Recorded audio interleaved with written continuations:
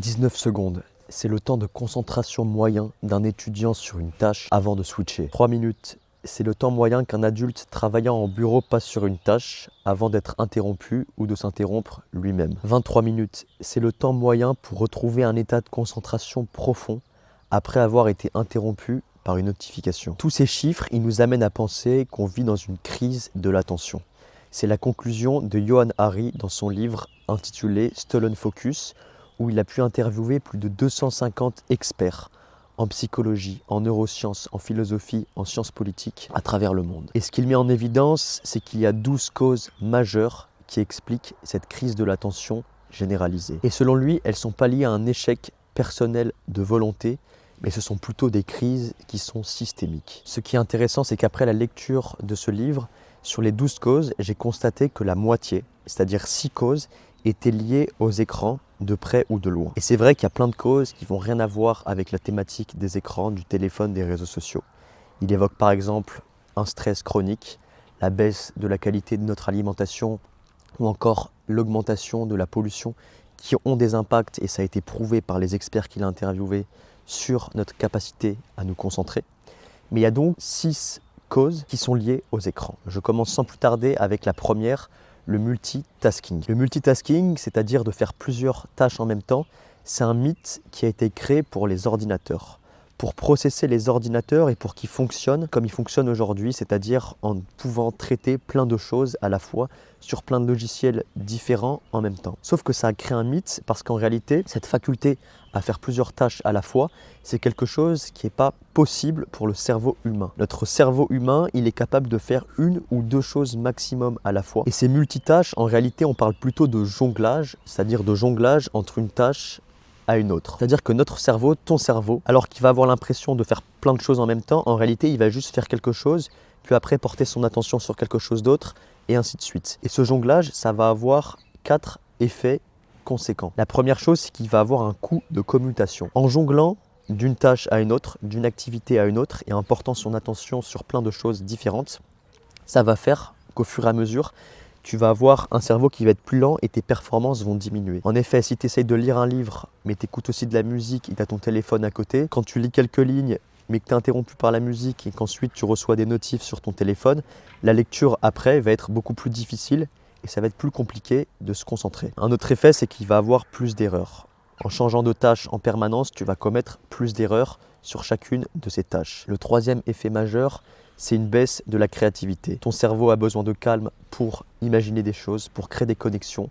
Et en faisant des choses en permanence et en alternance, ta créativité va diminuer. Et enfin, il a aussi été avéré qu'il y a une baisse de la mémorisation, ton cerveau ayant besoin de calme et d'espace mental pour emmagasiner toutes les informations qu'il perçoit en permanence. Et le problème avec ce multitasking, c'est que c'est quelque chose qui est permanent avec les écrans.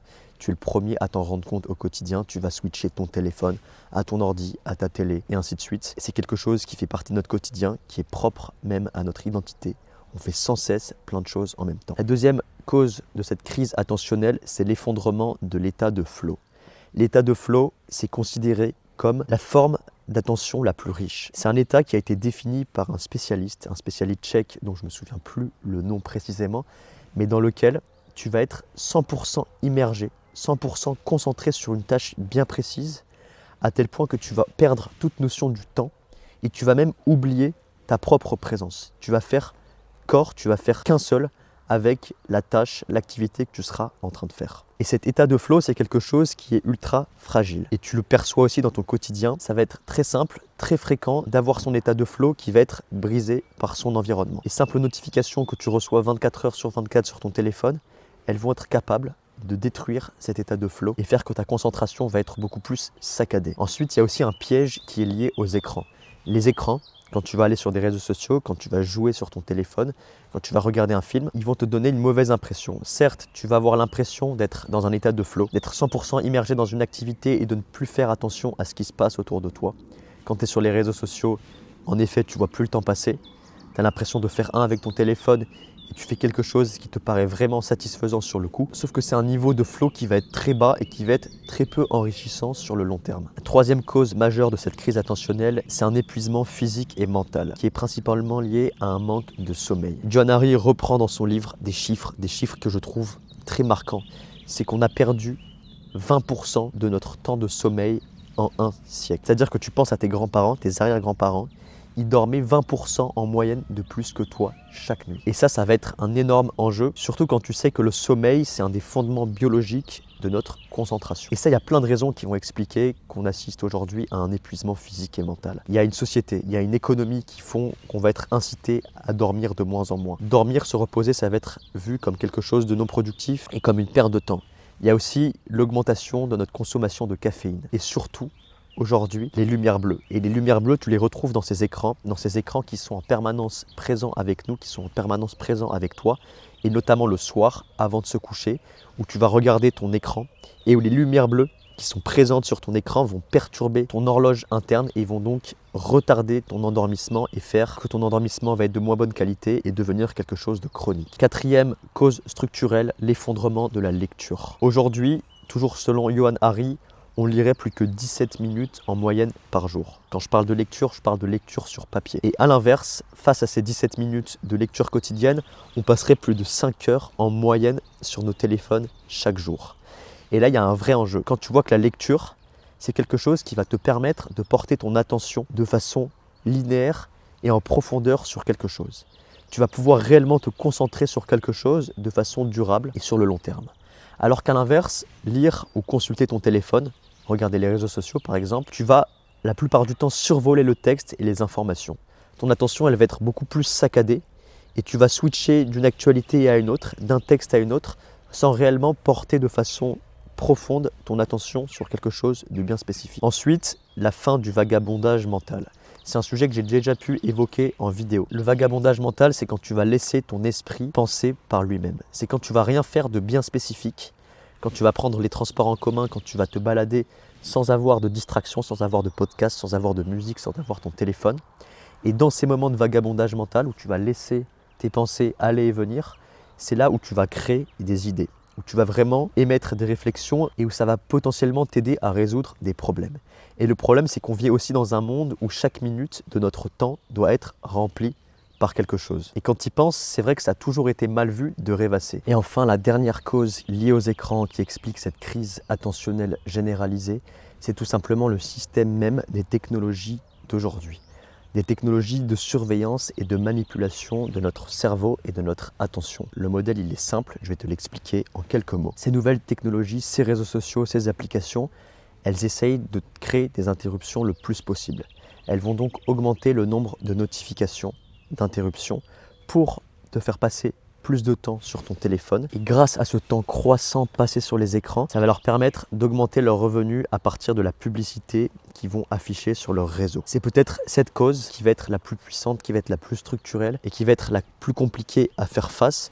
Mais en tout cas, ce que j'aimerais t'expliquer, ce que j'aimerais te mettre en évidence, c'est que même si l'auteur de ce livre, Johan Hari, il explique qu'une action individuelle ne va pas être suffisante tellement l'ampleur de cette crise est forte. En tout cas, moi, ce que j'aimerais te mettre en évidence, ce que j'aimerais te montrer, et notamment à travers mon exemple, c'est que sur ces 6 causes structurelles, ces 6 causes liées aux écrans, il va y avoir des façons, des techniques pour justement permettre le plus possible de lutter contre ces phénomènes. Et je reste persuadé qu'à ton échelle, tu vas pouvoir avoir une approche qui va rester ultra efficace, même si ça ne va pas pouvoir résoudre toute l'ampleur du problème. Et donc si je reviens un petit peu sur ces 6 causes systémiques, je peux commencer avec la première, mais pour le multitasking, tu vas pouvoir mettre des choses en place dans ton quotidien pour éviter de réaliser plusieurs tâches en même temps. Peu importe l'action menée au quotidien, que tu cuisines, que tu marches, que tu travailles, que tu écoutes de la musique, que tu lises, essaye, quand tu fais toutes ces activités, de ne faire qu'une seule et unique chose. Arrête d'avoir ton attention sapée par d'autres activités quand tu es en train de faire quelque chose de bien spécifique. Ça, c'est quelque chose que tu peux mettre en place dans ton quotidien,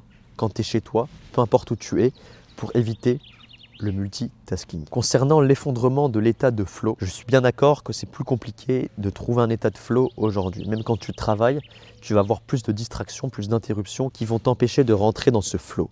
Mais justement, la chose qu'il va falloir avoir en tête ici, c'est que c'est pas suffisant de supprimer les distractions. C'est pas suffisant d'en retirer ton téléphone de ton bureau quand tu es en train de travailler, de couper les notifications ou d'éteindre la musique quand tu es en train de travailler.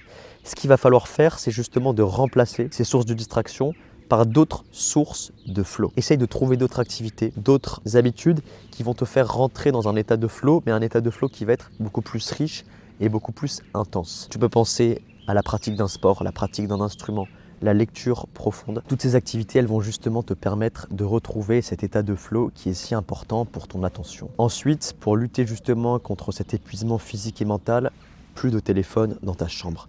Évite les écrans 1 heure avant de te coucher et tu vas voir, ça va drastiquement avoir un impact sur la qualité de ton sommeil et sur ta capacité de concentration. Mets-toi aussi à la lecture ou remets-toi plutôt à la lecture. Essaye d'implanter cette habitude dans ton quotidien, de commencer à lire progressivement et chaque jour de lire un petit peu plus que le jour précédent. Privilégie aussi la lecture papier plutôt que la lecture sur ton téléphone. Tu peux aussi acheter une liseuse et lire dessus, ça va te permettre d'avoir accès à plus de livres et de faciliter la prise en main de cette habitude quotidiennement. Tu peux aussi implanter des moments de vagabondage mental quotidien. Ça c'est très simple, je te parlais tout à l'heure d'exemples bien concrets.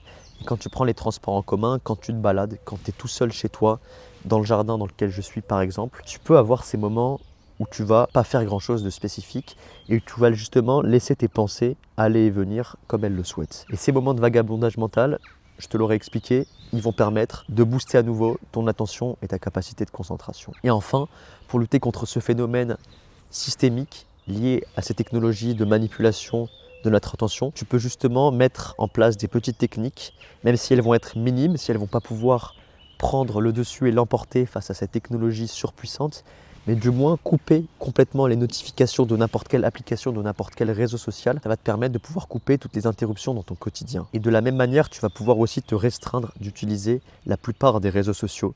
Tu peux commencer par en supprimer quelques-uns sur ton téléphone et petit à petit essayer de passer le moins de temps possible, même sur ton ordinateur, sur chacun de ces réseaux sociaux. Pour finir, voilà les quelques mots que j'aimerais que tu gardes en tête. C'est que malgré ces causes qui sont surpuissantes, qui sont structurelles, qui sont là pour saper ton attention au quotidien et qui font qu'aujourd'hui, on fait face à cette crise attentionnelle. Je veux que tu restes optimiste et que tu ne tombes pas dans le fatalisme. Ces causes sont systémiques, certes, mais tu peux agir et agir grâce à tous les conseils que je t'ai évoqués juste avant. Il faut vraiment que tu comprennes que cette attention, c'est pas juste avoir une capacité de concentration qui soit suffisante pour mener une discussion, pour lire un livre ou pour pouvoir travailler sur un projet. Il faut que tu comprennes que cette attention, elle va te permettre de réaliser tous tes objectifs, peu importe l'échelle. C'est grâce à une capacité de concentration suffisante que tu vas pouvoir mener à bien ce que tu souhaites. Et cette attention, c'est aussi elle qui va justement te permettre de construire ton identité et de construire un sens à ta vie grâce à toute la réflexion qu'il va avoir autour de ces moments plus calme. Et j'en profite pour te parler de la communauté gratuite que j'ai créée. Le lien est en description. Justement, l'idée, c'est qu'on est plus fort ensemble. Toutes les choses que tu peux mettre en place individuellement, si tu rejoins cette communauté et que tu peux échanger avec d'autres personnes qui font face aux mêmes problèmes, tu vas être beaucoup plus puissant. Et ensemble, collectivement, on va pouvoir créer un mouvement d'ampleur pour justement essayer, faire en sorte de retrouver notre attention, de retrouver notre capacité de concentration et vivre une vie plus intense et plus éloigné des écrans. On se dit à la semaine prochaine pour une nouvelle vidéo.